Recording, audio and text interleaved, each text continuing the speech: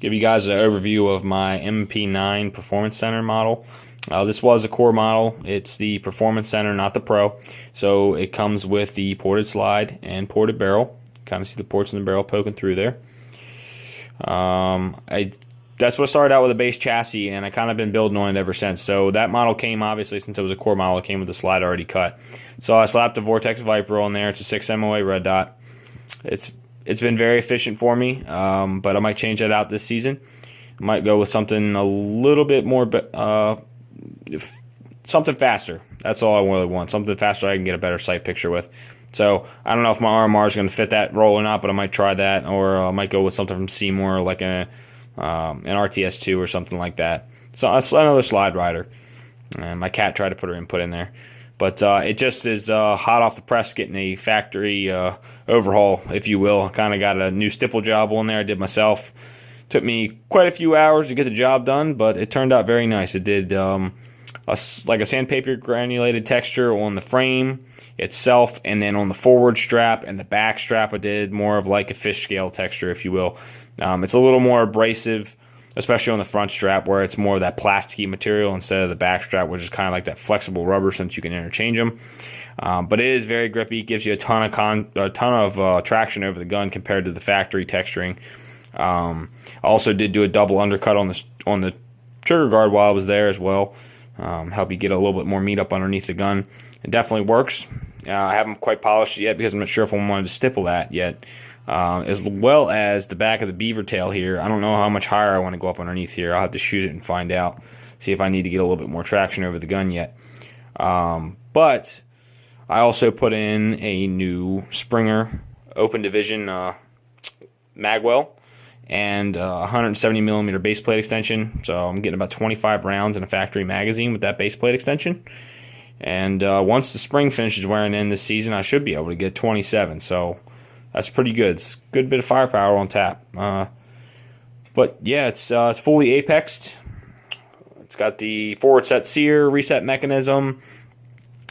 The trigger is super crisp and comes in on just about 3 pounds, if not a little under, because I have quite a few rounds through it now. I believe I put over 2,500 rounds through it this season, and that was just all practice stuff. So the only thing that I think is really holding the gun back now is the barrel itself, because I don't know if you've heard about the battery issues that they have, but once the barrel comes just slightly back of battery, it tends to drop and the barrel kind of flops down. They say it causes accuracy issues. I don't know that I've really had that problem, but maybe an Apex semi drop-in match grade barrel that's threaded, so I can maybe put a Carver custom comp on there. Maybe a mini comp, I don't know. Something to help me get a little bit more vent and gas over this factory ported barrel. I'm not saying it's bad, because it's not gun shoots retarded flat as it is, but it could always be better. So that's something I'm going to be looking forward to this year. And I also forgot to mention that I did change out my recoil spring and guide rod. I'm running a stainless guide rod. I could not find a tungsten anywhere for this gun. Speed Shooter Specialties has been sold out for at least 6 months. I've been on the waiting list for over a year now, so I just can't get them. So I'm running stainless steel with an ISMI flat wire spring right now. It's only got an 11-pound recoil spring in it. The factory one's a 17, so I chopped the recoil down significantly by doing that. The only downside to that is sometimes if you get really far ahead of the gun, if you had a Jerry Mitchell-like finger, you might be able to outrun the gun, because sometimes it doesn't cycle quite as fast having that recoil spring ratio cut down. So overall, it's a really sweet shooter. It's super smooth. It's no STI, but it's definitely getting the job done for sure. And I'm looking forward to what the further upgrades might bring for this gun. Eventually, this gun may see a chassis system. Carver Customs does make them for these guns, and I've only seen a handful of them ever done. So I guess it requires like some minor gunsmithing or whatever, but it's, from my understanding, it's pretty much nothing you can't really do in your house.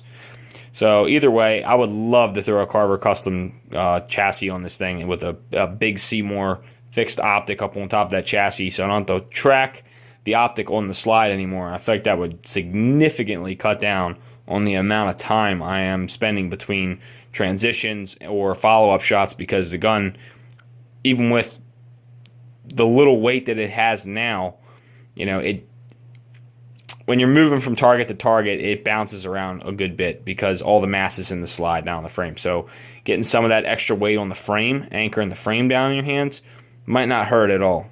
I'm assuming it wouldn't. So I would love to find out. You know, that'd be one of the very first I've ever seen in person that actually had one of those. So who knows? We'll try her out and see what happens maybe this year. Big plans for this thing for sure. I hate to see her go one day, but if she ever does, it's going to be going back into the safe, and an STI DVC Open or DVC 3 gun, something way, way better than this gun could ever be, will be taking its place. So guess we'll run this one as far out as we humanly can before I replace it with something better. But you know, before I drop $3,000 on a handgun that is basically going to be a safe queen and a range queen, you know, let's try and build this one up and see what we can do with it first. So guess we'll see what's going on then. More videos to come for sure.